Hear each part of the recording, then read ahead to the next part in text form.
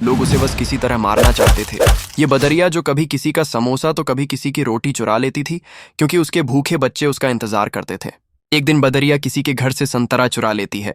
तभी ये आदमी बदरिया को पकड़कर उबलते हुए तेल में डाल देता है। बदरिया बेचारी तड़पते हुए भागती है।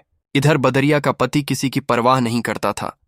बदरिया जो चुरा कर लाती वो खा लेता और बस दिन भर सिगरेट पीता रहता था। लेकिन आज बदरिया कुछ चुरा नहीं पाई, तो बदरिया का पति उसको बुरी तरह मारता है और फिर खौलता हुआ गर्म पानी डाल देता है। बदरिया बेचारी बिलबिला जाती है।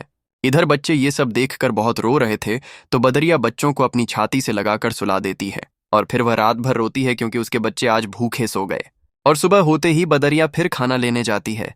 तभी उसका सिगरेट बाज पति उसके एक बच्चा को बाजार ले जाकर मांस की दुकान पर बेच देता है। इधर जब बदरिया घर आती है तो एक बच्चा कम देखकर घबरा जाती है। बच्चे रोते हुए माँ को सब बता देते हैं। माँ दौड़ते हुए मांस की दुकान पर आती है, लेकिन बच्चा अब नहीं था। माँ फूट फूट कर रोती है और अपने बाकी बच्चों को लेकर जंगल चली जाती है और फिर एक नदी के किनारे घर बनाती है। बच्चे भूख से बिलबिला रहे थे, तो माँ खाना लेने चली जाती है।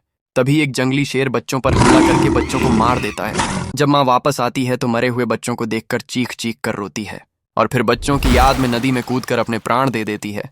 लेकिन आपने फिर भी इस माँ के लिए लाइक और सब्सक्राइब नहीं किया।